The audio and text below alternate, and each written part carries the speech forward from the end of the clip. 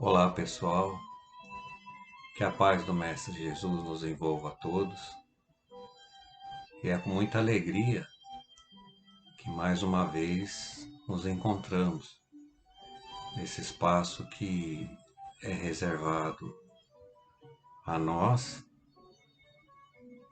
pela oportunidade de estarmos trabalhando em torno do Evangelho do Cristo, na oportunidade de estar com vocês, mas principalmente a oportunidade de nos recolhermos no nosso cantinho, como eu sempre falo, e aquele espaço reservado a nós, reservado à minha meditação, reservado à minha comunhão com a espiritualidade, com Jesus, com Deus nosso Pai.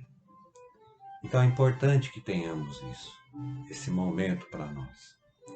Mas é sempre bom nós frisarmos que quando nós escolhemos para estar no templo religioso, ou assistindo a uma palestra, ou lendo um livro, estudando o Evangelho, revendo as passagens do Evangelho, que nós estejamos de coração presente, que nós possamos sentir a presença do Cristo em nosso coração e essa harmonia que a espiritualidade amorosa nos traz, através do nosso espírito protetor, do nosso espírito guardião, como queria falar, anjo da guarda.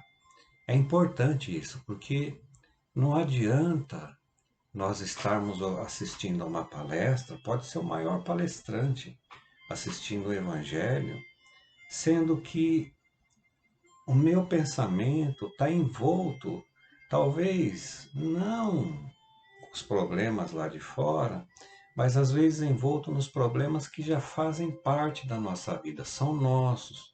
Às vezes um problema familiar, um problema de doença, enfim, são infinitas situações que podem tirar a nossa tranquilidade.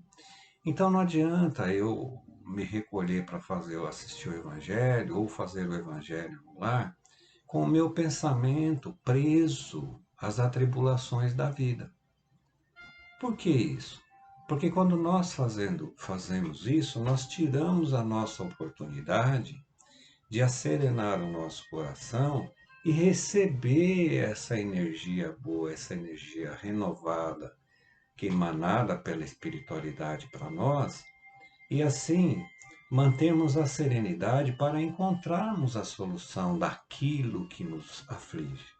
E muitas vezes essa dificuldade em encontrar uma solução é porque ela não está nas nossas mãos. Então, eu me desprender horas, momentos de nervosismo, de chateação, de amargura, de tristeza, só piora não só o problema, mas a minha condição física e espiritual.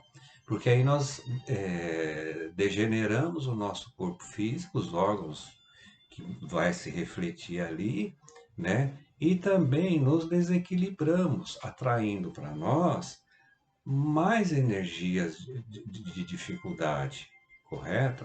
Então, nesses momentos de angústia, de aflições e de situações que, como nós costumamos dizer, eu não estou conseguindo ver a luz no fim do túnel, o melhor exercício sempre é fazer a prece e pedir para que o Mestre Jesus, pela misericórdia de Deus, nosso Pai, nos mostre o caminho correto a seguir e principalmente nos dê a paciência necessária para que nós possamos fazer os nossos enfrentamentos sem mais desequilíbrios. Então nós precisamos exercitar isso. Então é muito importante quando nós fazemos o nosso recolhimento, para fazer a nossa prece ao deitar, essa nossa conversa com Deus, nosso Pai, que nós estejamos realmente numa situação, já desliguei os afazeres do dia, as dificuldades do dia, agora me coloco em comunhão com Deus, nosso Pai. E eu vou manter uma conversa com Ele, porque a prece, ela é super importante. A prece bem feita, bem que vem do fundo do nosso coração, ela é super importante.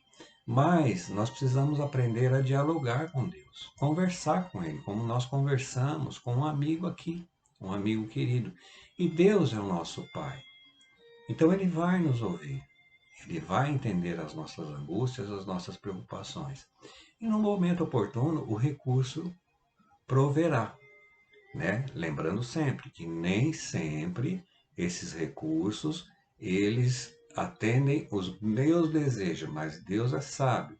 Ele vai dar os recursos de acordo com as minhas necessidades, de acordo com a situação que se exige, sempre pensando no progresso moral e no progresso espiritual, ok? Então, que cada um de nós no reduto que escolhemos para estarmos fazendo esse estudo, esse trabalho pela misericórdia do Cristo, que nós possamos sentir a presença amorosa desse irmão querido no nosso coração, no nosso pensamento, e nós veremos a mansuetude da vibração que ele nos emana. E assim, em sintonia com esse irmão querido, possamos elevar o nosso pensamento a Deus, nosso Pai Criador, a nossa Mãe Maria, e pedir pela paz no nosso planeta Terra, que passa por momentos de dificuldade tão profundas. Pedir por todos aqueles que se encontram nos hospitais, nos asilos, nas ruas, enfermos de toda a ordem, Mestre querido, seja do espírito, seja do corpo físico. Que na sua infinita misericórdia, Mestre amoroso, envolve a cada um desses nossos irmãos, principalmente na perseverança da confiança em Deus e na fé que nos move nessa nossa caminhada pelo nosso planeta Terra, onde estamos em aprendizado constante nessa nossa trajetória evolutiva e espiritual. Pai nosso que estais nos céus, santificado seja o vosso nome. Venha a nós o vosso reino, e seja feita a tua vontade, assim na terra como ela é feita no céu. E o pão nosso de cada dia nos dai hoje. Perdoai as nossas ofensas, assim como nós devemos perdoar a quem nos tem ofendido. E não nos deixeis cair em novas tentações, e livra-nos de todo o mal. Que assim seja. Graças a Deus. Que assim seja.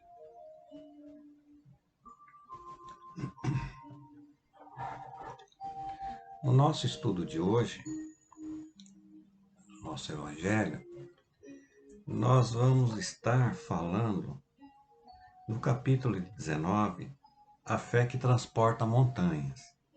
Então nós vamos estar falando da parábola da figueira seca. Eu creio que a maioria de nós já ouviu essa passagem. Ela vai do item 8 ao item 10. Então vamos lá. Parábola da figueira seca, item 8. E ao outro dia, como saíssem de Betânia, teve fome.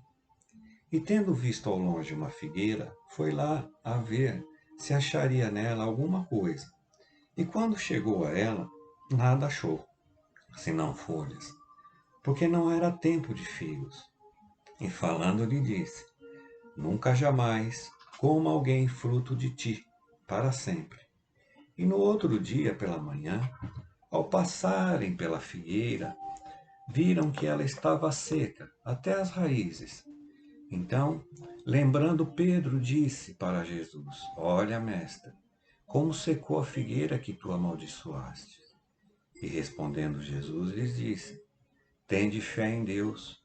Em verdade vos afirmo que tudo o que disser a este monte, tira-te e lança-te ao mar, isso sem hesitar no coração, mas tendo fé de que tudo o que disser sucederá, ele o verá cumprir assim. Essa passagem é de Marcos, né? Capítulo 11, versículos 12, 14 e 20 ao 23. Essa passagem aqui é importante, pessoal, porque ela realça a importância da nossa fé. Nós falávamos há pouco dos problemas, das nossas dificuldades, seja elas quais forem, não é? Mas quando nós temos confiança e fé verdadeira, né, nós teremos forças para fazer a superação daquilo que nos aflige. E o benefício, o bem, ele vem através dessa nossa fé. Claro que não é aquela fé interesseira que nós normalmente às vezes pedimos e nos propomos a pagar alguma coisa se isso se realizar. Não, não é isso. Não é o sacrifício mais agradável a Deus.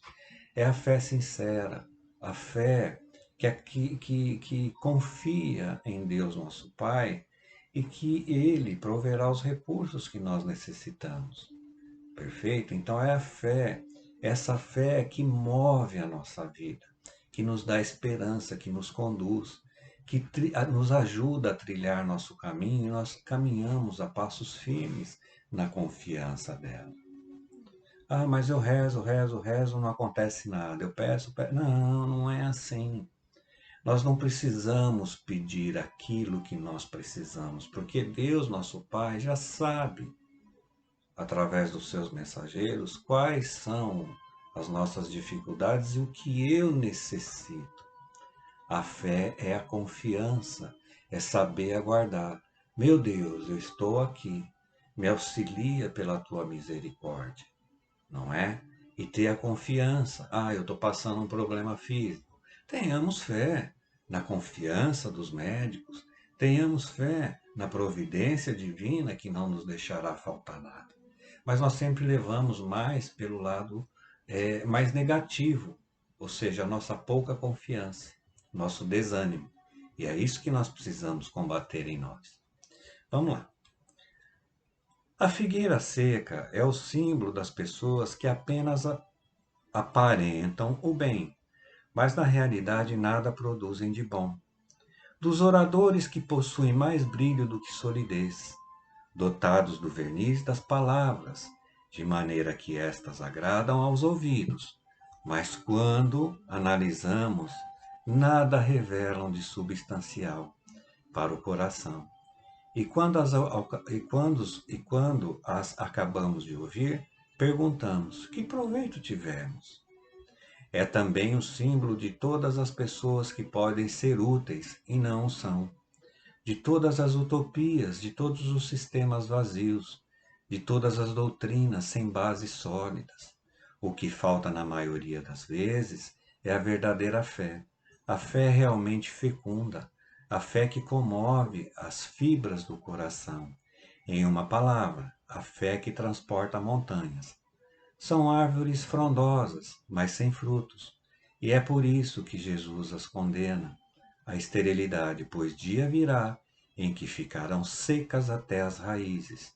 Isso quer dizer que todos os sistemas, todas as doutrinas que não produziram nenhum bem para a humanidade, serão reduzidas a nada, e que todos os homens voluntariamente inúteis, que não se utilizam dos recursos de que estavam dotados, serão tratados como a figueira seca.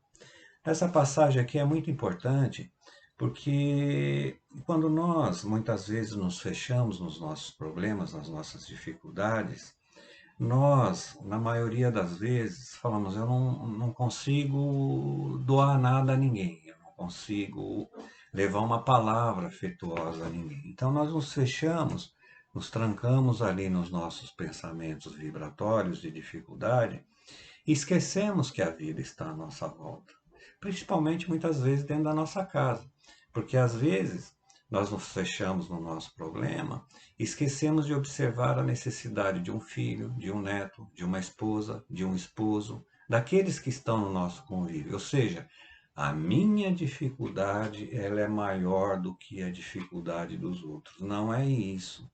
Os problemas que nós enfrentamos, gente, eles são nossos. São das nossas, ou por erro que nós cometemos, ou por situações que necessitam de correção. Então, esses são nossos. Se eu tenho a confiança, se eu tenho a fé, por mais que meu coração esteja doído, esteja em sofrimento, eu não vou perder a oportunidade de estar levando uma palavra de conforto a alguém que me procura. Essa é a verdadeira caridade.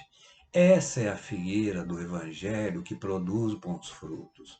Nos dizemos seguidores do Cristo, estudamos o seu Evangelho, mas o que que eu estou produzindo de bom dentro desse Evangelho? O que que eu estou levando de esperança a alguém? Percebe? Por exemplo, as dificuldades são minhas. O fato de me fechar nas minhas vibrações não vai trazer a melhoria, muito pelo contrário, só vai agravar a minha situação, né? Elas são passageiras. E quando nós exercitamos a caridade do Evangelho na fé, que nós levamos essa mensagem viva do Evangelho na confiança no Mestre Jesus, nós socorremos corações. Isso renova as minhas energias boas. E ele fala aqui, por exemplo, vamos colocar os palestrantes, não é? Nós, enquanto palestrantes, divulgadores do Evangelho, e não somos palestrantes, divulgadores do Evangelho por acaso, não, esse é um trabalho que nós trazemos pela misericórdia de Deus, porque através da palavra nós podemos socorrer inúmeros corações que estão ali nos acompanhando. Percebe? Não só aqui na Terra, como aqueles que estão na espiritualidade. Porque muitas vezes nós achamos que estamos pregando, que estamos falando apenas para os encarnados. Não! A espiritualidade aproveita todos os momentos em que existe um trabalho em nome do Cristo para trazer para nós todos esses irmãos desencarnados que estão no mesmo aprendizado, que precisam ouvir. O fato de estar na espiritualidade, nós não estamos mortos, nós estamos vivos em espírito, não é? Momentaneamente na Terra, nesse corpício de carne aqui, onde nós necessitamos para fazer as nossas passagens. E muitas vezes o palestrante, ele se encanta mais com as suas palavras, né? Em mostrar todo o seu conhecimento literário, ao passo que o conteúdo desse conhecimento não interiorizou em seu coração, né? Isso nós precisamos tomar cuidado. Por exemplo, quando nós nos preparamos para fazer um evangelho, para dar um curso, enfim, seja qual for a situação, nós precisamos realmente estudar e saber aquilo que nós estamos falando. Isso até aí tudo bem. Quando nós estamos num trabalho dentro de um templo religioso, precisamos ter esse conteúdo, porque quando nós estamos ali, nós temos que deixar a espiritualidade conduzir a nossa palestra. Por quê? A espiritualidade ela vai utilizar todos os recursos que nós temos, que nós estudamos, que nós entendemos e compreendemos, para transformar aquela linguagem entendível e que chegue ao coração daqueles que estão ali participando deste encontro. Olha que interessante. Muitas vezes, quando nós terminamos um evangelho, é comum as pessoas que ali estavam vir nos cumprimentar, nos saudar ali, e a maioria diz, fala, nossa, aquilo que foi dito foi para mim. E assim acontece com um, com outro, mas veja, as palavras foram as mesmas, mas o efeito dela tocou cada coração de uma maneira. E veja a importância que nós temos com relação a isso, porque a maioria daqueles que estão ali são espíritos sedentos de um entendimento para poder prosseguir na sua jornada. Então o trabalho não é nosso, nós somos apenas ferramentas e instrumentos da misericórdia divina para que nós possamos realizar esse trabalho, né? E até foi interessante um determinado sábado que me preparava junto com outra colega para realizar o evangelho de sábado, né? Então eu naquela preocupação, poxa, eu não estou sentindo esse mentor, eu acho que ele não está aqui, como é que vai ser?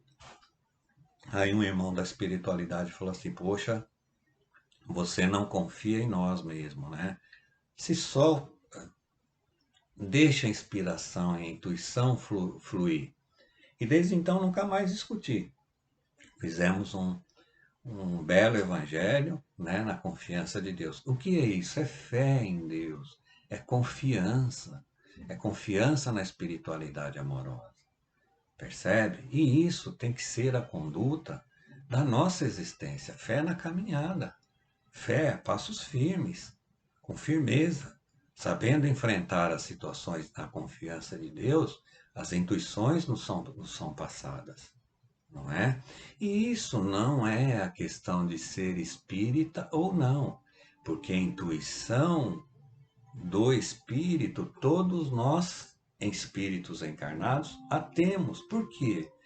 Deus não ia nos deixar aqui no planeta Terra passando tantas dificuldades no nosso dia a dia, sem permitir esse intercâmbio com a espiritualidade. Haja visto que nós falamos há pouco do nosso anjo da guarda, ou espírito protetor. É um consultor de 24 horas. E quanta atenção nós damos a ele? Nenhuma. Na maioria das vezes, nenhuma. Não recorremos a ele. Não é que ele não está ali, é que eu não recorro, não é? Então, nós precisamos prestar atenção nisso, porque ninguém está desprovido de recursos espirituais. Todos nós o temos, não é? Basta nós começarmos a nos entender de fato, né?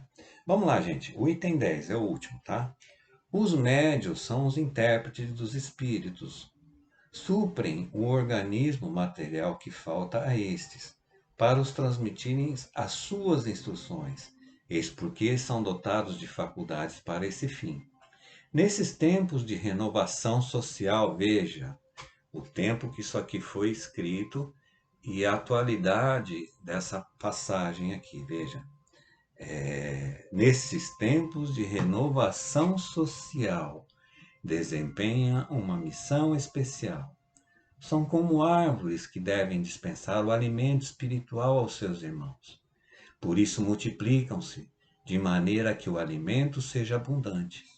Espalham-se por toda a parte, em todos os países, em todas as classes sociais, entre os ricos e os pobres, os grandes e os pequenos, a fim de que, em parte alguma, haja deserdados, e para provar aos homens que todos são chamados. Mas se eles desviam de seu fim providencial a faculdade preciosa que lhes foi concedida, se a colocam a serviço de coisas fúteis e prejudiciais ou de interesses mundanos, se em vez de frutos salutares dão maus frutos, se recusam-se a torná-la proveitosa para os outros, se nem mesmo para si tiram os proveitos da melhoria própria, então assemelham-se à figueira estéril. Deus então lhes retirará um dom que se tornou inútil entre as suas mãos, a semente que não souberam semear, e os deixarão cair como presa dos maus espíritos. Veja que é importante quando ele fala nos deixarão cair como presa dos maus espíritos, nós precisamos entender que Deus não vai enviar espíritos perturbadores para nos criar dificuldade, porque eu deixei de realizar o meu trabalho dentro do Evangelho, dentro da mediunidade. Não, porque quando nós deixamos de fazer aquilo que nós nos propusemos no nosso, vamos dizer assim, contrato com a espiritualidade antes de retornar para cá, quando eu deixo de realizar e desvio o meu caminho dos propósitos que foram traçados, automaticamente o meu ser espiritual ele é cobrado. é uma coisa que já está no meu coração. E aí, normalmente, eu entro em processos vibratórios muito difíceis. E quando acontece isso, o que que vai acontecer?